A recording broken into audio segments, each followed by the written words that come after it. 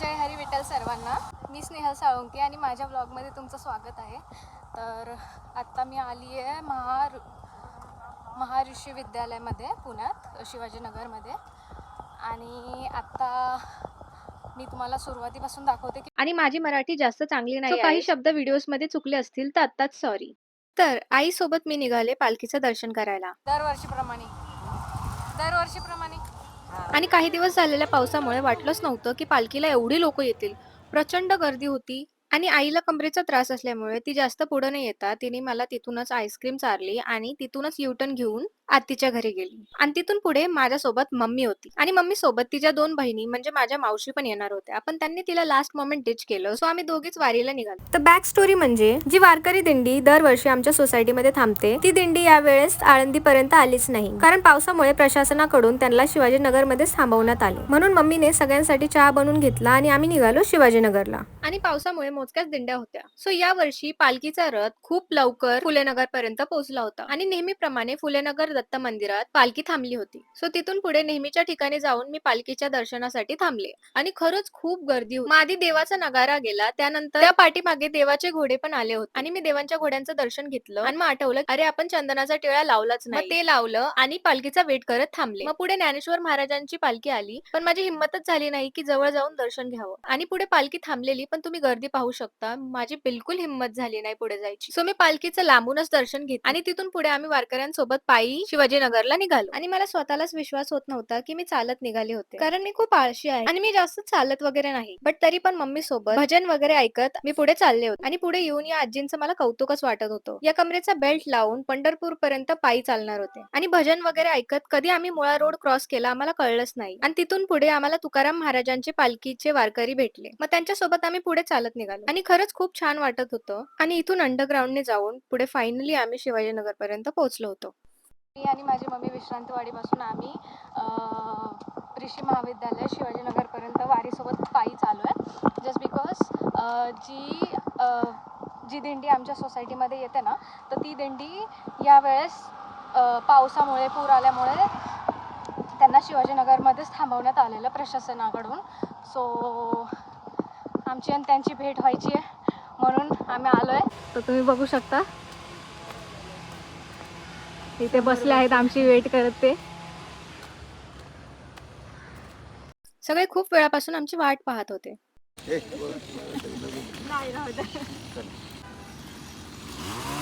मग तिथून पुढे ते सगळे जिथे थांबले आहेत तिथे आम्ही गेलो. युट्यूबवर टाकेल ना.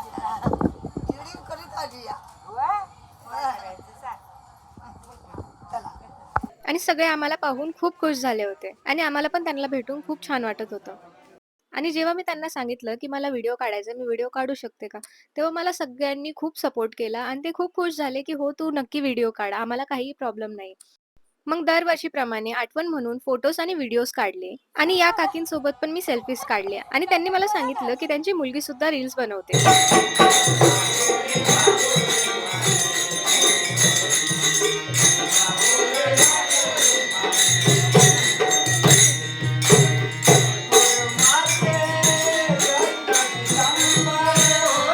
मग सगळे भजन गात होत. मग मी पण थोड्या वेळ भजन ऐकत त्यांच्यासोबत बसले. आणि निघताना आम्ही सगळ्यांचा फोटोज घेतला आणि सगळेजण खूप खुश होते. आणि या काकांनी मला व्हिडिओसाठी खूप मदत केली.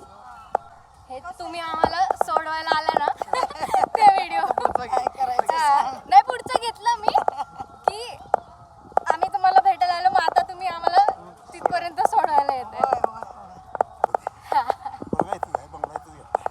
आणि मी आणि आबा गप्पा गोष्टी करत मजेत आम्ही चालत होतो आणि हळूहळू एक एक दिंडी विद्यालयात येत होती.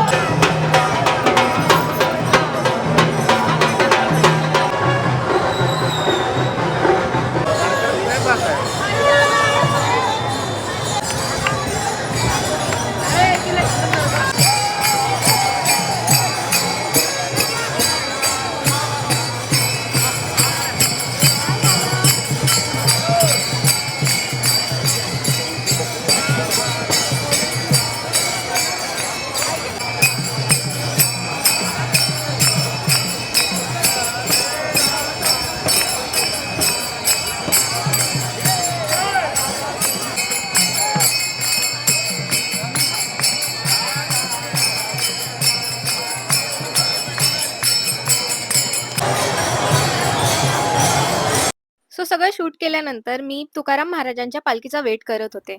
बट माझा फोन स्विच ऑफ झाला.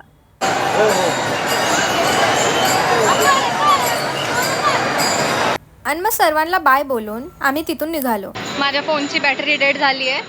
आय डोंट नो केवढं शूट आलं आहे. आता बघू.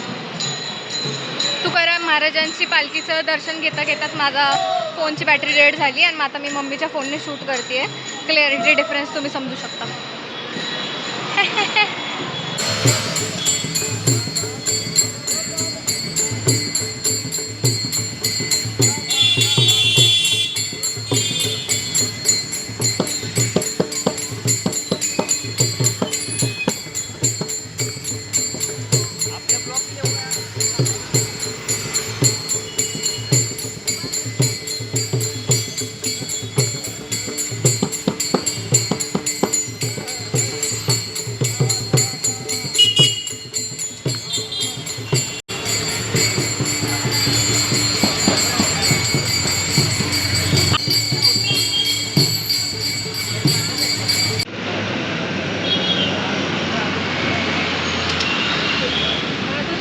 हां मग.